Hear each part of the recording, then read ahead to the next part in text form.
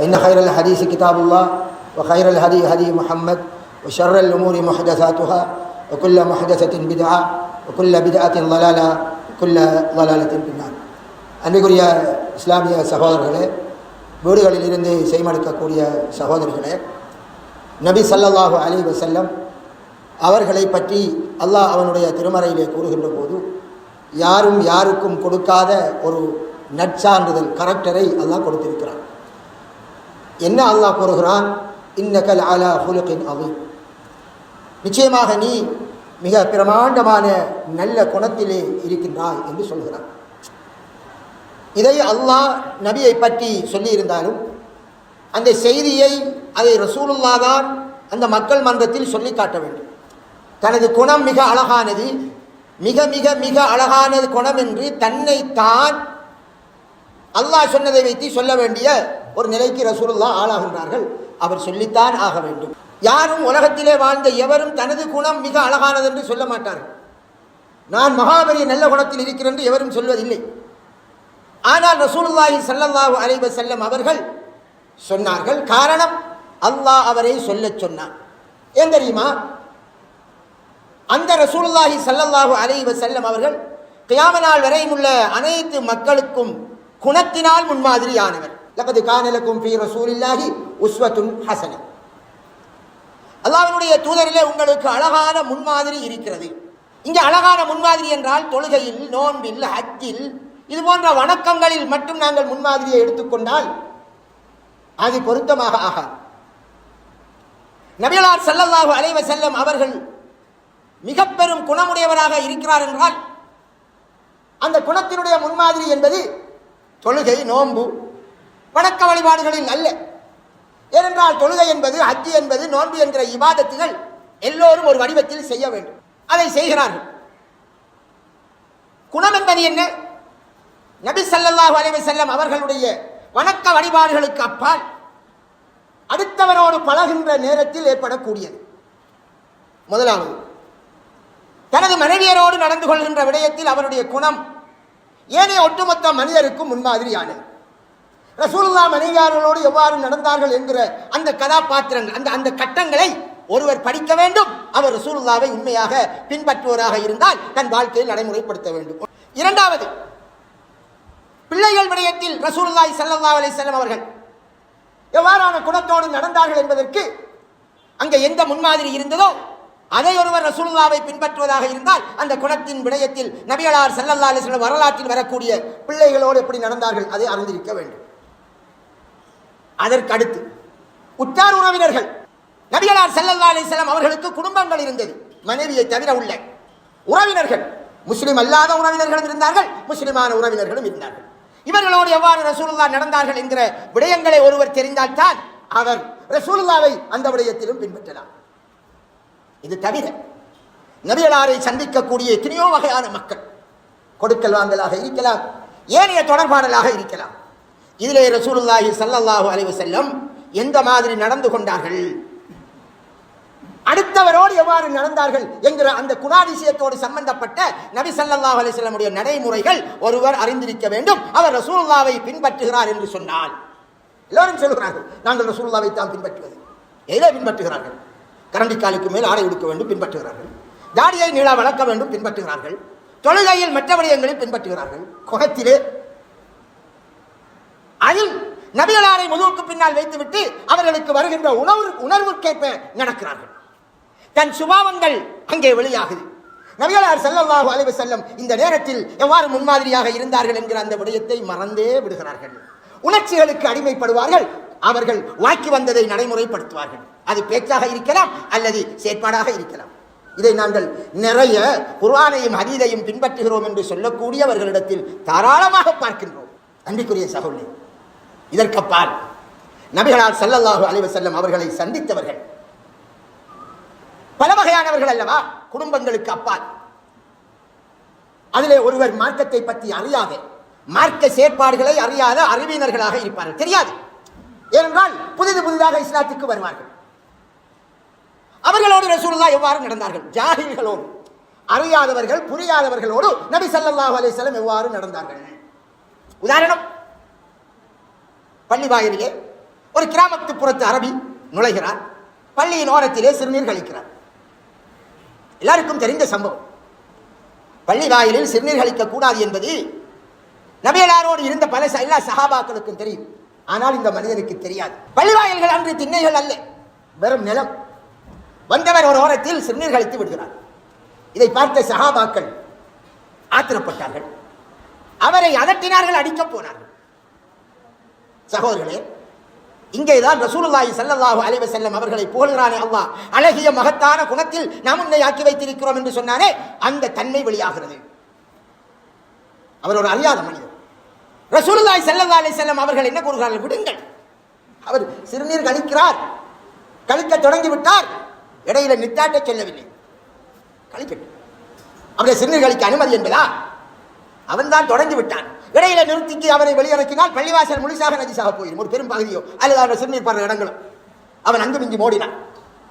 அவர் ஒரு தெரியாத மனுஷன், ஒரு அறியாத மனிதன். அறிந்தவனாக இருந்தால் பள்ளி வாயிலில் சிறுநீர் கழிப்பானா? இல்லை. அருமை ரசூலுல்லாஹி ஸல்லல்லாஹு அலைஹி வஸல்லம் அவர்கள் அந்த மனிதருக்கு அவரை சிறுநீர் கழித்ததற்கு பின்னர் அதுக்குரிய இடமல்ல என்கிற அழகிய அந்த அறிவுரையை அவருக்கு சொல்லிக் கொடுக்கிறார். சகோதரர்களே, ஒரு வாளி தண்ணி கொண்டு வர சொன்னார்கள். சிறுநீர் கழித்த இடத்தில் ஊத்த சொன்னார்கள். அது துப்புரவாகி விடுகிறது. அறியாத மனிதனுக்கு அழகாக அன்பாக சொல்கிறார்கள். இது நாம் பெற வேண்டிய அழகிய குணம் என்கிற அந்த தலைப்பின்றில் 4 படி இருக்க வேண்டும். நம்முடைய பள்ளி வாயிலுக்கு ஒருவர் வருவார். அவர் ஏனைய பள்ளியில் தொழுகிறவராக இருப்பார். ஏனைய பள்ளிகளில் சபுகளை சீர்படுத்த மாட்டார்கள். எல்லா பள்ளி வாயில்களும் அப்படித்தான் இருக்கிறது. அங்க இமாம் சபு சூவுக்கு வந்து அவர் பாட்டுக்கு அவர் தொழுவார். சொல்ற இமாமுக்கு நாம் எதற்காக சொல்கிறோம் என்பது புரிவதில்லை. சொல்லப்படக்கூடிய மாமூன்கள் ஆமீன் என்று கொண்டு தொழுகிறார்கள். சபு சுபுவக்கும் சபுகளை சீர்படுத்திக் கொள்ளுங்கள் என்று ரசூலுல்லாஹி ஸல்லல்லாஹு அலைஹி வஸல்லம் சொன்ன அந்த அரபு வார்த்தையை இவர் சொல்லுகிறார். அவர் ஆமீன் என்கிறார். என்ன சம்பந்தம்? அல்லாஹ் ஏற்றுக்கொள்வானாக. ஒரு நாளைக்காவது அந்த ஹசரத் எத்தனையோ முஃப்தி எல்லாமே வந்துட்டார்கள். குட்டி குட்டி முஃப்திகள் திருவக்கம் எல்லாம் முஃப்தி என்ற பெயரில் உலாத்துகிறார். அவர்கள் படித்த ஹதீஸ் கிதாபுகளிலே அழகாக தெளிவாக வருகிறது. ரசூலுல்லாஹி ஸல்லல்லாஹு அலைஹி வஸல்லம் எவ்வாறு சபை சீர்படுத்துவார்கள், தோள்களுக்கு இடையில் இடம் இருக்கிறதா என்று பார்ப்பார்கள். சபை சீர்படுத்திய பின்னால் தொழுவிப்பார்கள். நமது பள்ளி வாயில்களில் ஓரளவுக்கு கொஞ்சமாவது கடைபிடிக்கப்படுகிறது. அப்ப வேறு பள்ளி வாயிலே இவ்வளவு காலம் 20 வருஷம் 30 வருஷம் தொழுது பழகினவர் அவர் வந்தால் எப்படி நிற்பார்? அவருக்கு சொல்லிக் கொடுக்கப்படவில்லை, அறியாதவர். காலை அகட்டி வச்சுக்கு நிற்பார், அல்ல ஒடுக்கி வச்சுக்கு நிற்பார். சப்பில் இடம் இருக்கு. அவருடைய காலை நாம் சேர்த்து விட்டால் அவருக்கு கோபம் வந்துடும். தொழுகையில இவன் பிழையாரா நம்மளோட என்று அவருக்கு கோபம் வந்துடும். அவருக்கு தெரியாதே. சப்பிலே அடுத்தவர் பிழையாக நின்றால் அவரை இழுத்து சரியாக்க வேண்டும் என்று ரசூலுல்லாஹி ஸல்லல்லாஹு அலைஹி வஸல்லம் அவர்கள் கற்றுக் கொடுத்த ஹதீஸ் அவருக்கு தெரியாது. அறியாத மனுஷன். இப்னு அப்பாஸ் ரலியல்லாஹு அன்ஹு அவர்கள் நபிகளாருடைய இடது பக்கம் நடுநிசி தொழுகையிலே வந்து நிற்கிறார்கள். இடது பக்கம் ஒரு ஆள் தனியாக தொழுதால் வலது பக்கம் நிற்க வேண்டும். இரண்டாவது நேராக நிற்க வேண்டும், சமனாக இமாமோடு ஈக்குவலாக நிற்க வேண்டும். ரசூலுல்லாஹி ஸல்லல்லாஹு அலைஹி அவர்கள் அப்படியே கையை கொண்டு போய் அவருடைய செவியை பிடித்து அப்படியே கிறுக்கிறார்கள். அந்த நேரம் அந்த இப்னு அப்பாஸ் ரலியல்லாஹு அன்ஹு அவர்களுக்கு வயசு ஒரு 10-11 வயசு. சின்ன பிள்ளை. தனது சாட்சி மைமுனா ரலியல்லாஹு அன்ஹா நபிகளாரின் மனைவி அவருடைய வீட்டில் தங்க வேண்டி வந்த நாளையில் நபிகளார் ஸல்லல்லாஹு அலைஹி வஸல்லம் இரவு தொழுகை தொழுகின்ற போது இவர் போய் நின்றார். நபிகளார் அவரை நிமித்தி வலது பக்கம் சமனாக நிப்பாட்டுகிறார்கள். இந்த ஹதீஸை இமாம் புகாரி ரஹ்மஹுல்லாஹ் அவர்கள் புகாரி கிரந்தத்தில் கொண்டு வந்து இமாமும் மாமூமும் சமனாக நேராக 2 பேராக இருந்தால் நிற்க வேண்டும் என்று பாடம் விட்டு அழகாக கொண்டு வருகிறார். நமது நாட்டிலே இருக்கிறது என்ன? ஷாபி மதம். ஷாபி மதமுடைய புத்தகங்கள் இந்த மௌலைமார்கள் படித்திருப்பது என்ன? 2 பேராக இருந்தால் மாமூம் பின்னாகி நிற்க வேண்டும், இமாமுக்கு ஈக்குவலாக நிற்கக்கூடாது. இதுதான் அவர்களுக்கு சொல்லிக் கொடுக்கப்பட்டது. அறியாதவர் வந்து நிற்கிறார். அறியாத ஒருவர் வந்தால் அவரை நாம் இழுக்கிற போது ஆத்திரம் வந்து சில நேரம் அடித்து விடலாம். நூதனமாக அவரை இழுக்கவும் வேண்டும் கொஞ்சம். அதே நேரம் அவர் அதை புரிந்து கொள்ளவில்லையா, பிழையாக புரிந்தால் அவருடைய தொழுகை பாத்திலாகிற விதமாக மாறிவிடலாம். தொழுகை முடிந்ததா பின்னராவது அவருக்கு அதை அழகான முறையில் சொல்ல வேண்டும். அவ்வாறு இல்லாமல் தொழுது முடிய சபல நிக்க தெரியா பேன்மாய் நின்றாண்டா என்ன நடக்கும்? அவர் தெரியாத மனுஷன், தெரியாத ஒரு கலாக சொல்லிக் கொடுக்க வேண்டும்.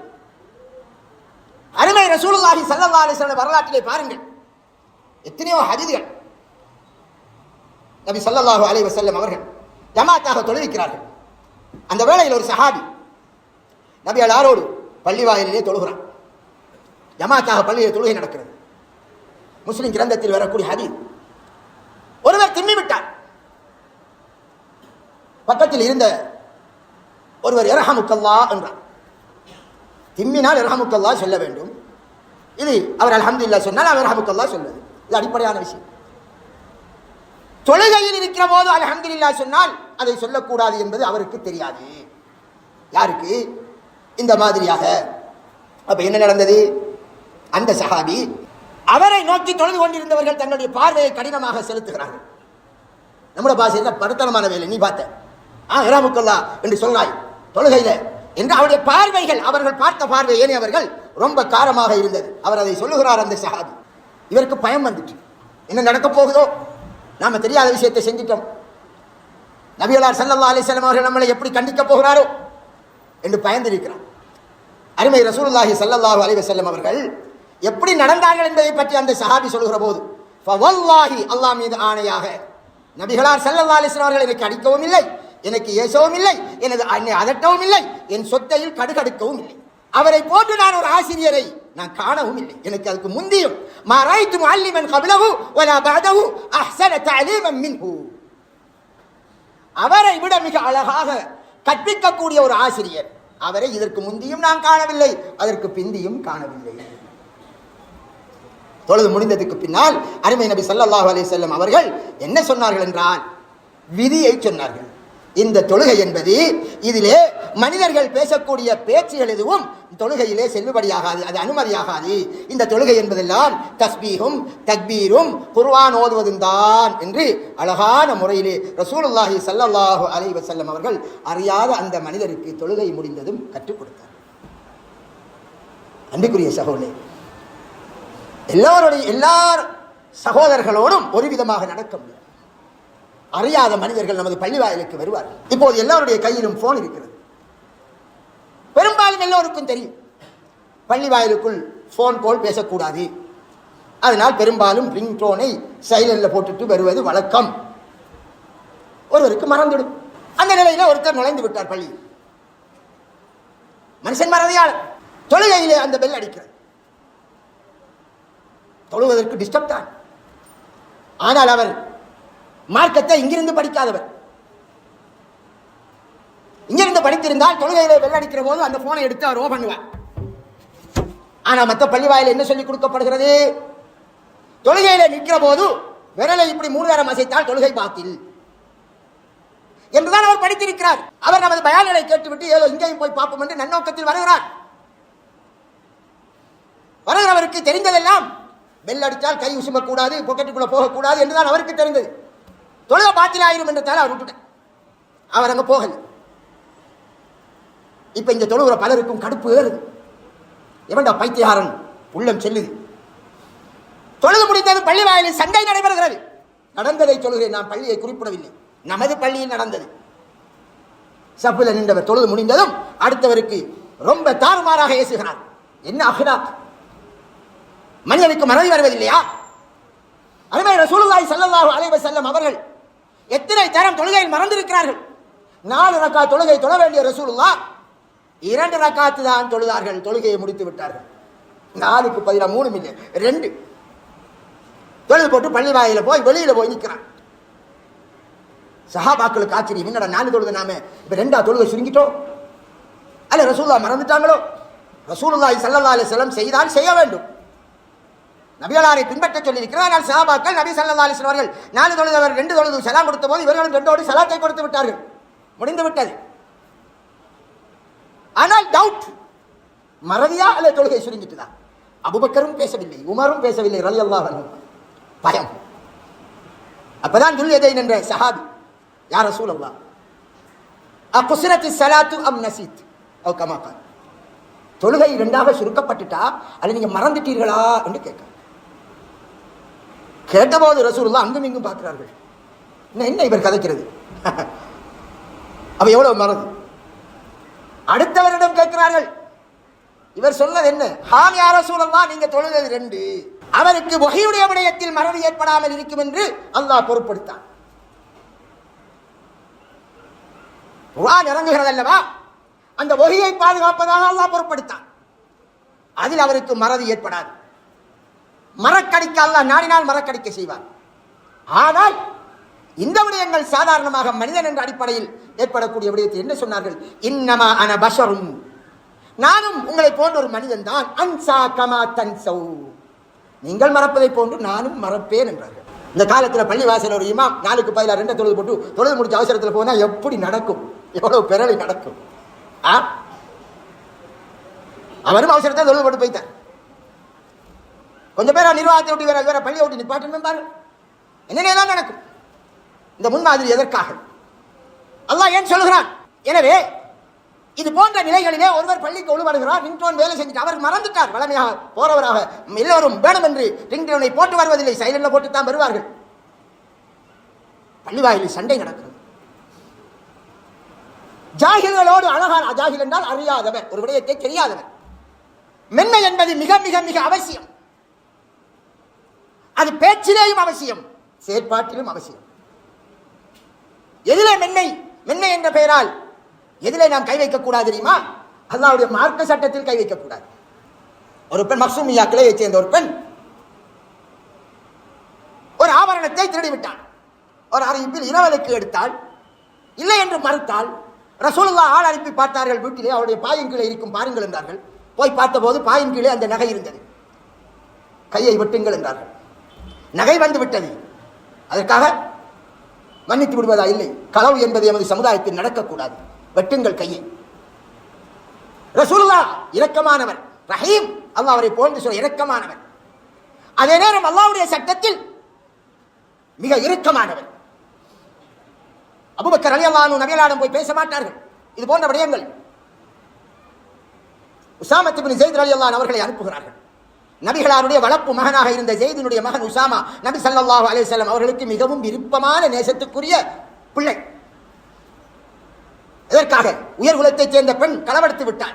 அவளுடைய கை வெட்டப்பட்டால், வெட்டப்பட்ட கையோடு பாதையில் அவள் நடக்கின்ற போது சமுதாயம் அவளை கேவலமாக கருதும். அவளுடைய கோத்திரத்துக்கு அது இழுக்காக இருக்கும். எனவே போய் கதையுங்கள் என்றார்கள். அருமை ரசூலுல்லாஹ்விடம் சென்றார் உஸாமா ரலியல்லாஹு அன்ஹு. நபிகளாரிடம் அவர் கதைத்தார். அப்போது ரசூலுல்லாஹி ஸல்லல்லாஹு அலைஹி வஸல்லம் அவர்களுக்கு மிகவும் ஆத்திரம் வந்தது. யா உஸாமா, அத்தஷ்மா பிஹத் மின் ஹுதூதில்லாஹ், அல்லாஹ்வுடைய சட்டத்திலேயா நீ சிவாரி செய்ய வருகிறாய்? என் மகள் பாத்திமா களவெடுத்தாலும் கையை வெட்டுவேன் என்றார்கள். முஹம்மதுடைய மகள் பாத்திமா இருந்தாலும் கையை வெட்டுவேன் என்றார்கள். இதுதான் ரசூலுல்லாஹி ஸல்லல்லாஹு அலைஹி வஸல்லம். ஊருக்கு ஒரு நீதி, குடும்பத்துக்கு ஒரு நீதி அல்ல. ஊராருக்கு என்றால் நீதி வழங்குவார்கள், தனக்கும் தன் குடும்பத்துக்கு என்றால் கொஞ்சம் பார்த்து செய்யக்கூடாதா? நானும் அவரை சார்ந்தவர் தான் என்பார்கள். இதல்ல,